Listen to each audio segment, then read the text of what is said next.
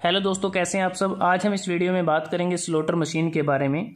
Slaughter machine को slotting machine के नाम से भी जाना जाता है और यह एक रेसिप्रोकेटिंग टाइप का मशीन टूल होता है जो सेपर और प्लेनर की तरह ही होता है। ये सेपर है और ये प्लेनर है।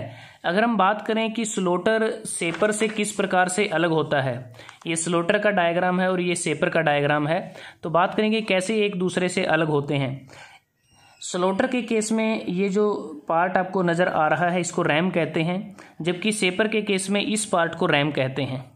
स्लोटर के केस में जो रैम है वह वर्टिकली रेसिप्रोकेट करती है अप और डाउन, जबकि जो सेपर होता है उसमें जो रैम रेसिप्रोकेट करती है वो हॉरिजॉन्टली करती है, फॉरवर्ड और बैकवर्ड जाती है। तो इस प्रकार से इसमें डिफरेंस रहता है।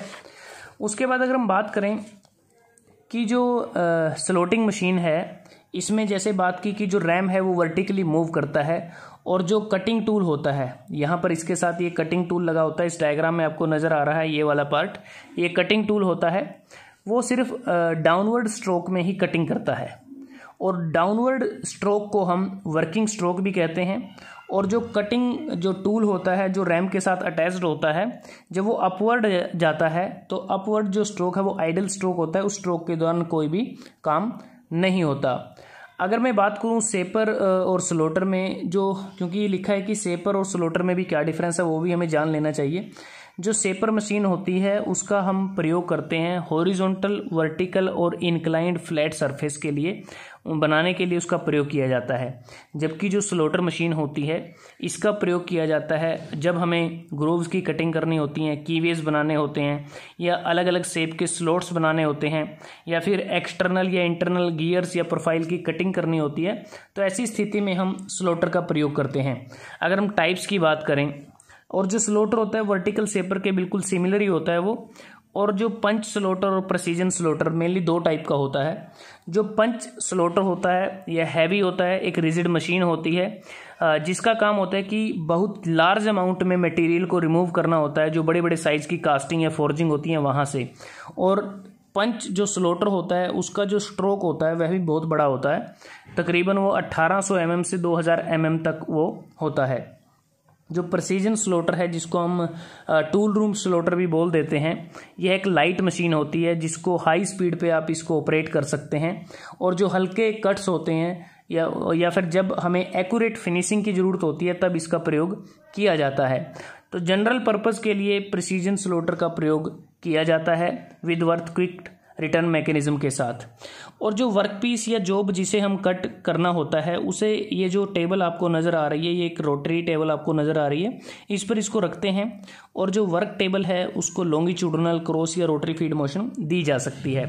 अब मैं बात करता हूँ स्लोटर के कौन कौन से कंपोनेंट हैं और उन कंपोनेंट्स के क्या क्या कार्य होते हैं।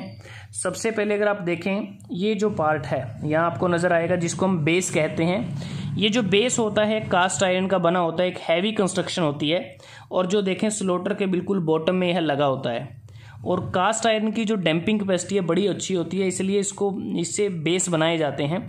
क्योंकि जो स्लोटर है इसके जो दूसरे पार्ट होते हैं, जिसे आप यहाँ पर देख सकते हैं, मेन पार्ट जो कॉलम है ये आपको नज़र आ रहा है, ठीक है, जो रैम है, जो टेबल्स वगैरह हैं, वो सभी की सभी बेस पर ही माउंटेड होती हैं।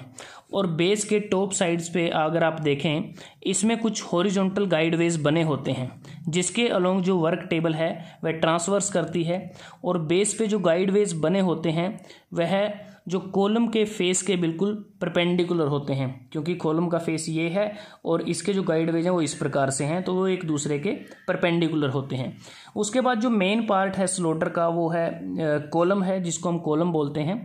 यह एक प्रकार से वर्टिकल मेंबर होता है और यह भी कास्ट आयरन का बना होता है। इसकी कंस्ट्रक्शन भी हैवी होती है। और ये जो कॉलम है इसके अंदर स्लोटर का जो कंप्लीट ड्राइविंग मैकेनिज्म या फीडिंग मैकेनिज्म होता है वो सारा कॉलम के अंदर होता है। आप देख पा रहे हैं कि जैसे इसमें फीड गियर्स लगे हुए हैं, इसमें जो एक्चुएटिंग क्रैंक इसमें लगा हुआ है, ठीक है। तो ये सारी चीज़ें, क्रैंक डिस्क आपको नज़र आ रही है कि जितना भी इसका जो ड्राइविंग मैकेनिज्म है वो सारा कॉलम के अंदर ही होता है। और जो कॉलम है उसके फ्रंट साइड पर कुछ वर्टिकल गाइडवेज बने होते हैं। यहाँ पर अगर आप टॉप साइड पर देखें, इसके टॉप पर कुछ वर्टिकल गाइडवेज बने होते हैं और उन गाइडवेज पर ही जो रैम होती है वो अप एंड डाउन, ऊपर या नीचे रेसिप्रोकेट करती है। इसके बाद जो इसका जो मुख्य पार्ट है जिसको हम टेबल बोलते हैं, ये आपको नज़र आ रहा है टेबल है, और टेबल से नीचे क्रॉस स्लाइड होती है। तो जो वर्क टेबल है वह क्रॉस स्लाइड के टॉप पर माउंटेड होता है, और टेबल की जो शेप होती है वह सर्कुलर भी हो सकती है, जैसा आपको इस डायग्राम में नज़र आ रहा है, रेक्टेंगुलर भी हो सकती है, लेकिन ज़्यादातर केसेस में सर्कुलर टेबल का ही प्रयोग किया जाता है। और इस वर्क टेबल के ऊपर टी स्लॉट बने होते हैं इसके टॉप साइड पर, जिसकी मदद से हम जो टी स्लॉट होते हैं उस पर नट और बोल्ट की मदद से वर्क पीस को आसानी से क्लैंप किया जा सकता है। उसके बाद इसमें होती है रैम। रैम स्लॉटर का यह बहुत ही महत्वपूर्ण पार्ट होता है, क्योंकि रैम पर एक टूल पोस्ट लगा होता है और टूल पोस्ट में एक कटिंग टूल लगा होता है। और कह सकते हैं कि जो रैम है वह कॉलम के बिल्कुल फ्रंट साइड पर लगा होता है, और कॉलम के फ्रंट पर जो वर्टिकल गाइड वेज होते हैं उसमें जो रैम है वो वर्टिकल या डाउनवर्ड या अपवर्ड वो उसमें रेसिप्रोकेट करती रहती है। ठीक है। अगर इसमें बात करें जो रैम ड्राइव का मैकेनिज्म क्या रहता है, वह कई प्रकार के मैकेनिज्म इसमें यूज किए जा सकते हैं, जिसमें विद अर्थक्वेक रिटर्न मैकेनिज्म है, हाइड्रोलिक ड्राइव मैकेनिज्म है, या फिर variable speed reversible motor drive mechanism का भी इसमें प्रयोग किया जा सकता है। तो यहाँ आप देख पा रहे हैं कौन पुली अरेंजमेंट है या मोटर वगैरह लगी होती है जिससे पावर यहाँ ट्रांसमिट की जाती है। तो एक प्रकार से स्लॉटर अगर आप देखें बिल्कुल वर्टिकल सेपर की तरह बिल्कुल एक समान होता है, और सेपर से मेनली डिफरेंस वही है कि जो सेपर था, मैं फिर से आपको दिखा रहा हूँ कि इसमें जो रैम है वो हॉरिजॉन्टली रेसिप्रोकेट करती है, फॉरवर्ड और बैकवर्ड जाती है, और स्लॉटर में जो रैम होती है वो या तो अपवर्ड जाएगी या फिर डाउनवर्ड जाएगी। जो डाउनवर्ड स्ट्रोक होता है स्लॉटर में वो वर्किंग स्ट्रोक होता है, जबकि सेपर में जो फॉरवर्ड स्ट्रोक होता है वो वर्किंग स्ट्रोक होता है। स्लॉटर के केस में अपवर्ड स्ट्रोक आइडल स्ट्रोक होता है, जबकि सेपर के केस में जो बैकवर्ड स्ट्रोक होता है वो आइडल स्ट्रोक होता है।